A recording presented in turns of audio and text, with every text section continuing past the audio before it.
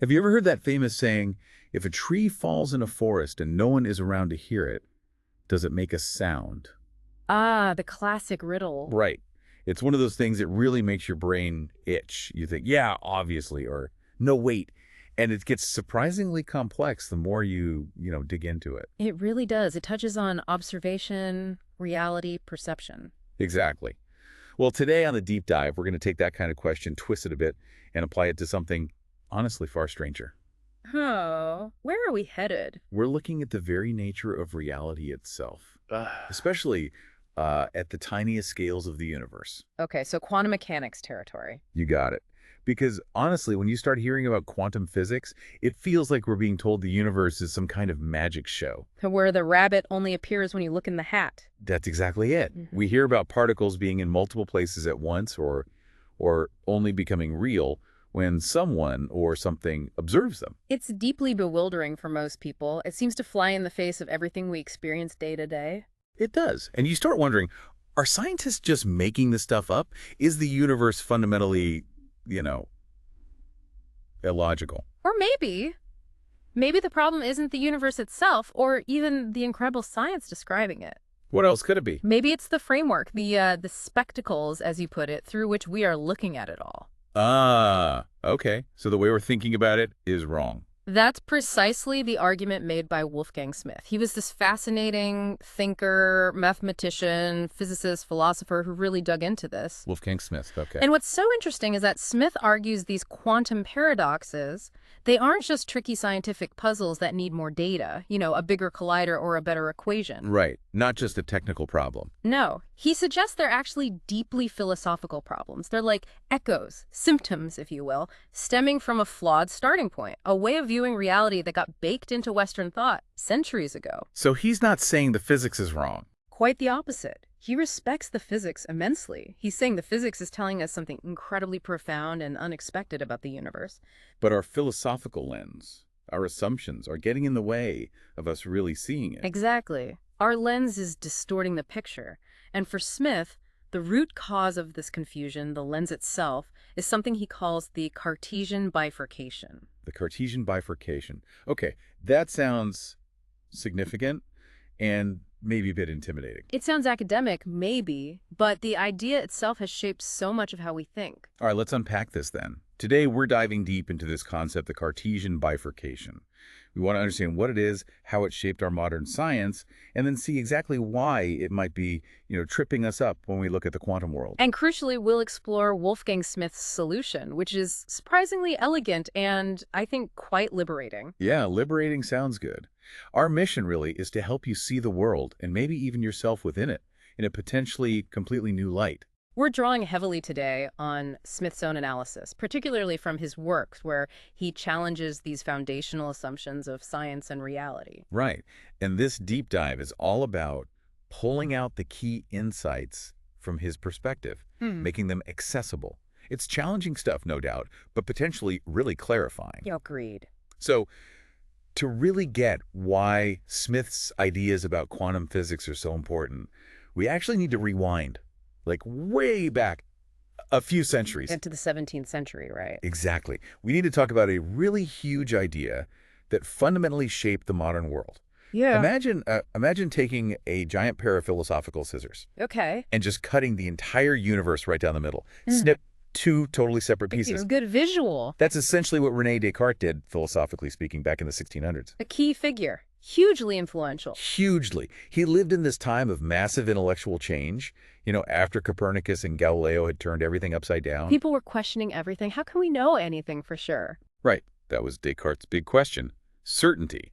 And in his quest for something absolutely undeniable, he made this distinction, this cut that just echoed through centuries of science and philosophy. And that cut, that radical separation, is what we now call the Cartesian Bifurcation. Bifurcation meaning splitting into two branches. Precisely. The term itself, interestingly, was popularized much later by Alfred North Whitehead, another major philosopher of science. But Wolfgang Smith really picks it up and uses it brilliantly as a diagnostic tool for our modern confusion. So it wasn't just like separating apples and oranges. Oh no, much more fundamental than that. It was a split in the very fabric of reality, according to Descartes. Right. He proposed that reality is made up of two completely distinct, mutually exclusive kinds of stuff. Two realms. Yeah, realm number one. Realm number one is what Descartes called res extensae. Res extensae. Latin? Yes. You can roughly translate it as the extended thing or maybe extended reality. Extended, meaning it takes up space. Exactly. This is the objective external world. Everything that has dimensions, length, width, height, everything that can be measured, weighed, counted, quantified, described with numbers. So, like rocks, planets, tables, billiard balls? Yes, the world of matter. Objects moving in space following strict mathematical laws. But here's the really crucial part for our discussion, the part Smith emphasizes. Okay. In this realm, this res extensae, everything is stripped bare of all its qualities. Stripped bare? What do you mean? No color, no sound, no taste, no smell, no beauty, no ugliness, no purpose, no meaning inherent in the things themselves. Whoa, wait, so the physical world has no color? According to the strict Cartesian definition of res extensae, no. It's just geometry in motion. Think of it as a giant, incredibly complex, but ultimately lifeless, colorless, soundless machine. Pure quantity, pure stuff. That's hard to imagine. A universe described only by numbers and equations. That's the idea. It's the world as conceived by classical physics, really. Particles, forces, fields existing objectively out there, completely independent of anyone experiencing it. Okay, let me try and picture this. So if I'm looking at, say, a bright red apple on my counter. Okay. The res extensae part of that apple isn't the amazing redness I see, right? Or the crispness when I bite it. Yeah. Or the sweet smell. Correct. None of those qualities belong to res extensae. So the res extensae apple is what? Just its weight, its size. It's weight in grams, yes. It's dimensions. Yep. It's chemical composition, carbon atoms, water molecules arranged in a certain structure, the specific wavelengths of light it reflects, which our eyes then interpret as red. It's the apple as pure, measurable data, stuff a robot could analyze without any feeling or sensation. You've got it. The apple minus the actual experience of the apple. Wow. Okay, so that's one side of the cut.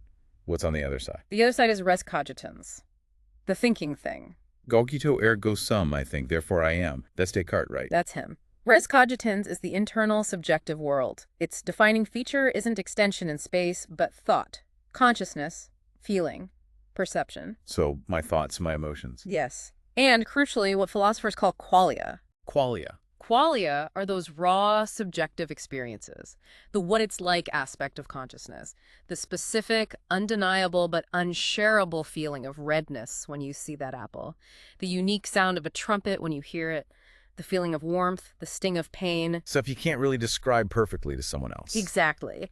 And this realm, res cogitans, is totally different from res extensae. It doesn't take up space. It's completely private. Only you experience your qualia directly. And you can't measure it, right? You can't put a number on redness or joy. Precisely. It's non-quantifiable. It's the realm of your mind, your inner world, your unique first-person perspective on everything. It's all the stuff that classical science, by focusing only on res extensae, decided to leave out of its picture of objective reality. So Descartes puts all the measurable stuff over here, res extensae, and all the experiencing stuff over there, res cogitans. And here's where the bifurcation, the split, gets really deep and, as Smith argues, problematic for later science. For Descartes, these two realms are fundamentally distinct. Like oil and water, they don't mix. They are mutually exclusive. They don't interact. But surely my mind affects my body. I decide to raise my hand, and my hand goes up. Ah, you've hit on the classic mind-body problem, which has plagued philosophy ever since Descartes. How does a non-physical mind interact with a purely physical body if they are fundamentally different substances? Descartes had his own explanation involving the pineal gland, but it's never been fully convincing. Right. But beyond the interaction problem, this split led to a really powerful, though often unstated, assumption that shaped the whole scientific worldview. What assumption was that? The assumption that the res extensae, the objective, measurable, quantifiable world, is the real world, the primary reality. The foundation. And the other stuff. The colors, sounds, feelings, my res cogitans. That became secondary, subjective. Merely effects produced in the mind or brain, but not features of the external world itself. So the redness isn't out there in the rose. Nope. According to this view, the redness is just a neurological event happening inside your skull, triggered by certain wavelengths of light reflected from the rose petal, which itself is just colorless matter arranged in a certain way. The beautiful sound of a violin isn't really beautiful, it's just air vibration. Exactly. The beauty is something you project onto it, a reaction in your res cogitans. The objective world, the res extensae, was stripped of all inherent quality, meaning value, beauty. That was all pushed into the private, subjective mind. Wow. So basically, the real world became a giant, purposeless, colorless, soundless machine. Operating according to mathematical laws. And all the richness of our experience, all the color and sound and beauty and meaning, that's just like a movie playing inside our heads. That's a pretty good way to put the consequence of the strict bifurcation, yes. And for centuries, science largely proceeded based on that assumption. It's like we all implicitly agreed to wear these Descartes-tinted glasses, didn't we? We did. And the crazy thing is, for a very long time, these glasses seemed to work incredibly well. Right, you mentioned its success. How did this framework actually help science? Well, think about it. By deliberately bracketing out the subjective stuff, the res cogitans, the qualia, the messy world of inner experience science could focus with laser-like intensity on the objective, measurable res extensae. It simplified things enormously. Hugely. It said, let's ignore what things feel like or mean to us for a moment and just focus on how they behave quantitatively, how much mass, how fast, what forces are involved. This allowed for incredible precision and, crucially, predictive power. And it led to breakthroughs. Absolutely. Newtonian physics took off predicting the orbits of planets, the motion of cannonballs with stunning accuracy. Chemistry advanced by understanding the quantitative relationships between elements and compounds. Biology, too. Biology made huge strides by looking at organisms as complex mechanisms, analyzing their material parts, their genetics, their biochemistry, all treated as parts of the res extensae. It basically gave us the power to predict and control the physical world like never before. Unprecedented power. It led directly to the Industrial Revolution, all the technological advancements we rely on today, electronics, medicine, travel. It all rests on the foundations laid by this approach. So for like 300 years, this Cartesian split, this focus on the measurable machine world, seemed like the absolute key to unlocking nature's secrets. Simple, elegant, effective. It really did. It was an incredibly fruitful paradigm. But there's always a but, isn't There there? usually is when you're dealing with reality. So this brilliant system worked for centuries. But then, as we hit the 20th century, things started to get weird. Very weird. Quantum mechanics arrived on the scene. And suddenly, the universe at its smallest level started doing things that just refused to play by the old Cartesian rules. Exactly. It was like the universe itself would say, hold on, this purely objective, independent, machine-like reality you've constructed, that's not the whole story. Things started happening that just didn't fit the res extensae picture. Precisely. And this is where Wolfgang Smith comes in and says, see, this is where the bifurcation starts to completely unravel. He argues the weirdness isn't just weird science, it's a philosophical alarm bell. That's exactly his point. He sees the paradoxes of quantum mechanics, things like superposition, entanglement, the measurement problem, not primarily as scientific riddles needing more data, but as signs that the underlying philosophy, the Cartesian split, is fundamentally flawed. Yeah. Artifacts of the faulty lens. You've got it. He argues the universe at its base level simply doesn't behave like an independent res extensae that just sits there whether we look or not. Observation, consciousness, seems to play a role that the bifurcation simply cannot accommodate. Okay, so what's the central problem here? What's the big quantum mystery that blows up the Cartesian view? The big one, the one that really crystallizes the issue, according to Smith, is the quantum measurement problem. The measurement problem. Okay, break it down for us. All right, let's think about a single quantum particle again, like an electron. Before you measure it, what is it? A tiny ball spinning around. That's the classical picture, but quantum mechanics says no.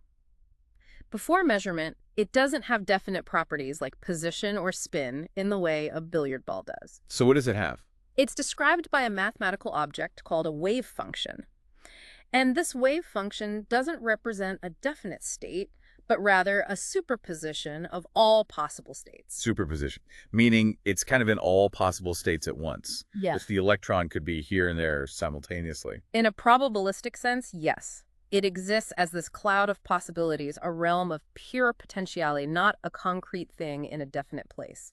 Smith actually calls this underlying realm of quantum potentiality the physical realm. The physical realm. Oh, okay. So it's not the world we see and touch. Not directly. It's the realm of potential described by math. You used the analogy earlier as like a ghost that's everywhere and nowhere until you shine a light on it. That's a great way to think about it. It's this cloud of possibilities, a potentiality. It could be here, it could be there, it could have spin up, it could have spin down. It hasn't committed yet. More like a blueprint of what could be, rather than the actual building. Spot on. It's the ultimate could be. Now, contract that with what happens when you do measure it. When you shine the flashlight on the ghost. Exactly. When you perform an experiment, use a detector, any kind of observation or interaction that yields a definite result. Bang. Okay. That cloud of possibilities, that wave function, instantly collapses. Collapsed it. It snaps from being a superposition of many possibilities into one single definite actual state. Suddenly, you find the electron right here with this specific spin. It goes from potential to actual. And this actual world, the world of definite things, is what Smith calls The corporeal world. Corporeal means having a body, tangible. This is the world of our actual experience, the world of tables and chairs and definite measurement outcomes. Okay, potential physical realm collapses into the actual corporeal realm upon measurement. Got it. So where's the problem? The measurement problem is that the standard scientific worldview, the one built on the Cartesian bifurcation, cannot explain why or how this collapse happens. Why can't it? Think about it. If the entire universe is just one big res extensae, one giant physical system operating mechanically, Right, the colorless, soundless machine. then the measuring apparatus you use, the Geiger counter, the photographic plate, your eyeball, whatever, is also just a part of that physical system. It's made of atoms. It follows physical laws. It should also be described by its own wave function. Okay, makes sense. The detector is part of the machine too. So when the electron's wave function, a superposition, interacts with the measuring device's wave function, also potentially a superposition, what should happen according to the rules of quantum mechanics applied to the whole system? They interact. They should just become entangled. You shouldn't get one definite outcome. You should get a bigger, more complex wave function describing the combined system still in a superposition. Electron is here and detector fired, combined with electron is there and detector didn't fire. Both possibilities still existing together. Exactly. The measurement shouldn't resolve the superposition. It should just spread it to include the measuring device. The whole setup should remain in this ghostly, undefined potential state. But that's not what we see. We see the detector either fire or not fire. One definite outcome. Precisely. And this is where it gets really bad for the purely res extensive view. It leads to something called the von Neumann chain. Von Neumann, the mathematician. The brilliant John von Neumann, yes. He pointed out this logical consequence. If the detector is still in a superposition after interacting with the electron, Then what about the computer screen connected to the detector? it should also be in a superposition, displaying both results simultaneously somehow. And the scientist looking at the screen, their eye? Their eye is a physical system. It interacts with the light from the screen. So the eye, too, should become part of this ever-growing entangled superposition. And their brain. Their brain is also a physical system. So logically, within this framework, the scientist's brain should also end up in a superposition of perceiving both outcomes. The chain just keeps going up. That's absurd. At what point does reality become definite? When does the electron actually get here, and the detector actually fire, and the scientists actually see one result? The bifurcation offers no answer. It insists on a purely objective world where observation is just one physical system bumping into another. Yet the math and the experiments seem to show that the transition from quantum potentiality, physical realm, to classical actuality, corporeal realm, requires something more, an observation, a measurement. Something that seems to bridge the gap Descartes created between the objective res extensae and the subjective experience. Exactly. It's a profound philosophical crack in the foundation of that worldview. It's a dead end if you rigidly stick to the idea that only res extensae is real. Wow. Okay. My head is spinning slightly, but I think I get the problem. Modern physics demands an observer to make reality concrete, but the philosophy underpinning modern physics kicked the observer out of the real world. You've nailed it. It's a fundamental contradiction. The spectacles Descartes gave us suddenly make the world blurry at the most fundamental level. So, how do we fix this? How does Wolfgang Smith propose we get past this impasse? Does he try to somehow, patch up the Cartesian framework? Find a loophole? No, nothing like that. His approach is much more radical.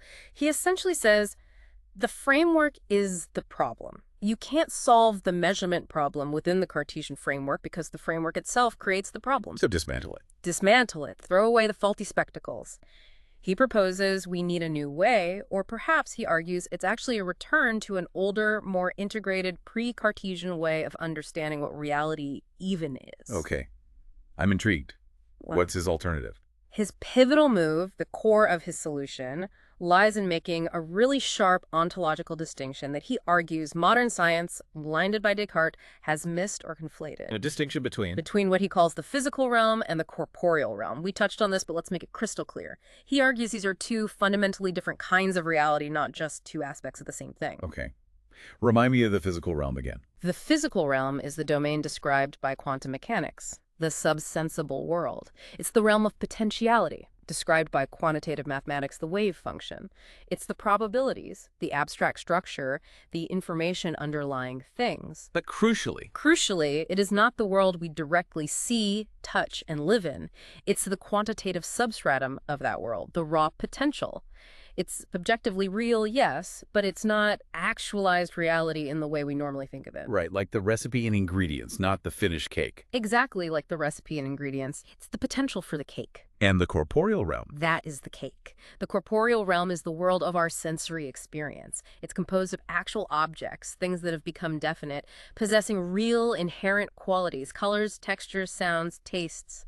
Tables, chairs, planets, red apples, the sound of a trumpet. Yes, the world we inhabit. And a corporeal object, in Smith's view, isn't just res extensae, it's a composite. It's formed when the potentiality of the physical realm is combined with a qualitative form, the specific whatness that makes it this actual thing manifest to our senses. So corporeal, physical potential plus qualitative form made actual. That's a great way to summarize it. The key difference: physical is potential, corporeal is actual. They exist on different ontological levels. Science got confused, Smith says, by trying to treat the corporeal world as if it were just the physical world. Okay, the distinction is clear now. Physical potential, corporeal actual. How does this help with the measurement problem? What's the role of the observer now? This is where it all comes together beautifully. In Smith's model, the collapse of the wave function is no longer some weird, inexplicable physical event happening to an electron in the res extensae. What is it then? It is the very act of actualization. It's the transition, the leap from the potential physical to the actual corporeal. And this transition happens through the act of observation or measurement. So observation isn't causing a physical change within the physical realm. No. Observation is the bridge between the physical and the corporeal. It's the necessary condition for potentiality to become actuality for the observer. It's the moment the recipe becomes the cake, Yeah. triggered by the baker looking at it, metaphorically speaking. In a sense. But it's vital to be clear here, and Smith stresses this. The conscious subject, the observer, does not create the corporeal object out of thin air, like magic. Right, that would be weird too. The underlying physical potentiality is objectively real, governed by its own laws independent of us. But the subject, the conscious mind capable of perception, is the necessary condition for these physical potentialities to be presented as a specific, qualitative, corporeal object to that observer. So without a subject to perceive the rose. There is no corporeal rose with its specific red color, its fragrance, its texture as experience. There's only the underlying physical substratum, the quantum potentialities, the recipe for a rose, if you like. The potential is there, but its actuality as a perceived qualitative thing requires a perceiver. Okay, wow. Let me see if this clicks for the measurement problem. The crazy von Neumann chain. How does it dissolve? Well, if the measuring apparatus, the Geiger counter, the screen is already a corporeal object, Yes, it exists in the actual definite world. then it's already on the actual side of the divide. It's not part of the ghostly quantum superposition. The active measurement is the boundary crossing. It's the interaction point where the potential electron state actualizes into a definite outcome registered by the already actual detector. Precisely. There's no need for an infinite chain into the observer's brain because the transition from potential physical to actual corporeal happens right there at the interface with the corporeal measuring device. The collapse isn't a physical process within the physical realm. It's the very process of becoming corporeal, which inherently involves manifestation to an observer via a corporeal instrument. You've articulated it perfectly. It reframes the entire problem. It's not about finding a mechanism for collapse within the physical system, but recognizing that the transition out of the purely physical system into the corporeal system is the phenomenon we call measurement or observation. That actually makes a lot of sense. It feels less like a paradox and more like understanding the different levels involved. And that's Smith's goal, to heal the Cartesian bifurcation, to mend this artificial split we imposed on reality. So reality isn't this dead machine over here and this lonely mind over there? No, that's an impoverished view, he argues. Reality is a unified hierarchy. And the subject, your consciousness, isn't just a passive onlooker. You are an integral participant in the actualization of the cosmos. Not just looking at reality, but somehow participating in reality becoming fully real, fully manifest. In a fundamental way, yes. By being the locus where potential becomes actual experience, it restores a sense of meaning and participation to consciousness within the universe. And this also impacts how we think about qualities like color, right? The redness of the rose. Absolutely huge implications there. In the old Cartesian view, redness is just in your head, an illusion projected onto a colorless world. But in Smith's view, the redness is a real aspect of the corporeal rose. It's an inherent quality of the rose as an actualized corporeal object. Now, it's true that this quality can only be perceived by a subject capable of perceiving color. so the observer is still necessary. Yes, both the object's inherent potential for form and the subject's capacity for perception are needed for the corporeal rose in all its qualitative richness to manifest. But the key is, the redness isn't just in your head anymore. It's a feature of the actualized rose, revealed through perception. That feels so much more intuitive. It means that stunning sunset, that beautiful piece of music, those aren't just subjective interpretations of meaningless physical data. According to Smith, no. They are real aspects of the corporeal world, actualized and experienced through your consciousness. The beauty, the color, the harmony, they regain their status as objective features of the manifested reality, not just subjective brain states. It puts the magic, the richness, back into the world itself, not just in our heads.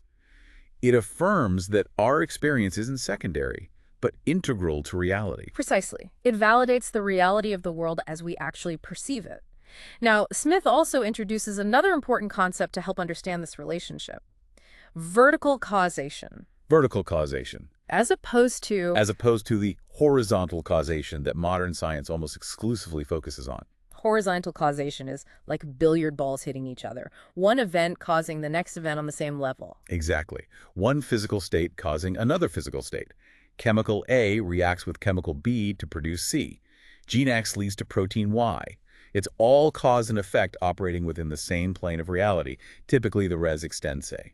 Okay, so what's vertical causation? Vertical causation involves influence from a higher ontological level to a lower one.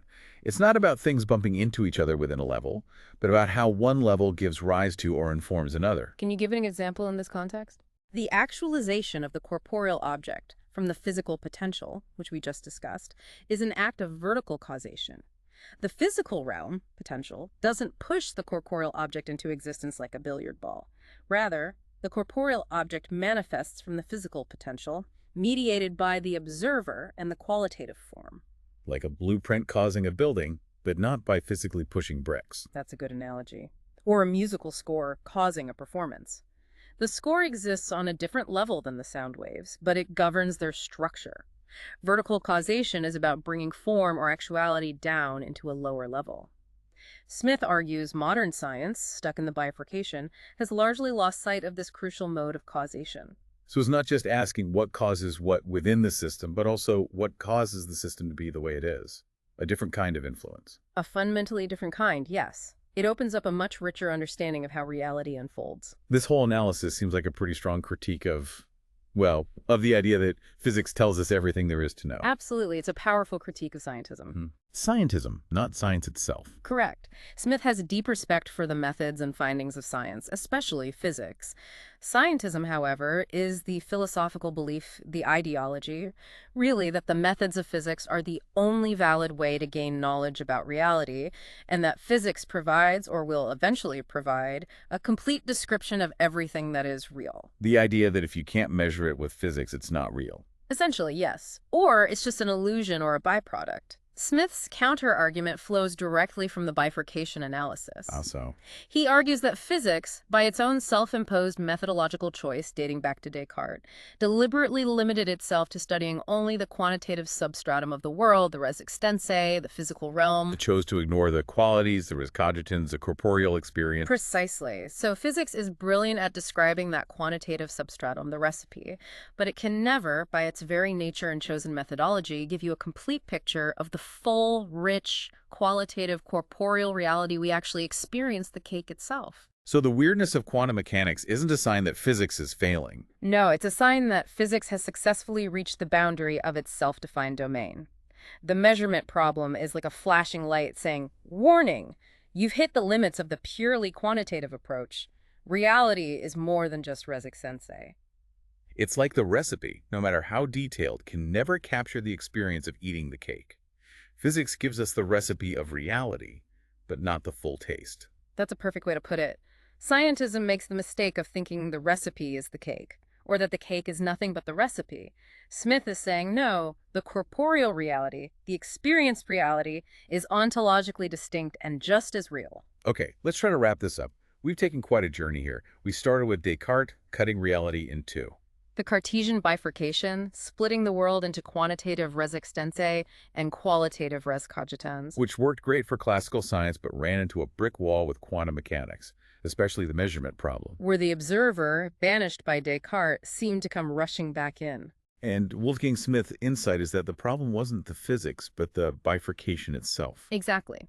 By mistaking a method, focusing on quantity, for reality itself, science created these paradoxes. His solution is to distinguish clearly between the physical realm, potential, quantitative, and the corporeal realm, actual, qualitative. And to see observation or measurement as the bridge, the act of vertical causation where potential becomes actual, mediated by a conscious subject and corporeal instruments. Healing the split, bringing the observer back into reality, not as a creator, but as a necessary participant in actualization. And restoring the reality of the qualitative world we experience. So the big takeaway for you listening to this, what does it all mean? Maybe consider this. If the world you experience, the world of color, sound, meaning, beauty, isn't just a subjective illusion, but a real aspect of the corporeal reality. And if your consciousness plays a necessary role in bringing that reality from potentiality into actuality, then maybe your very active perception of being a conscious observer is far more fundamental, far more significant than the old materialistic picture allows. what if the deepest mystery isn't just what reality is made of quantitatively, but how it blossoms into actual, rich experience through consciousness? This deep dive, drawing on Smith, really offers a powerful philosophical way to understand why quantum mechanics feels so strange. It suggests the issue isn't bad physics, but maybe bad philosophy, or at least an outdated philosophical framework. The spectacles we've been wearing for 400 years might be the wrong prescription for looking at the fundamental nature of things. So the final thought to leave you with, what might you see differently about the world, about your own experience, if you tried on a different pair of philosophical spectacles? What if reality is a participatory unfolding, not just a finished machine?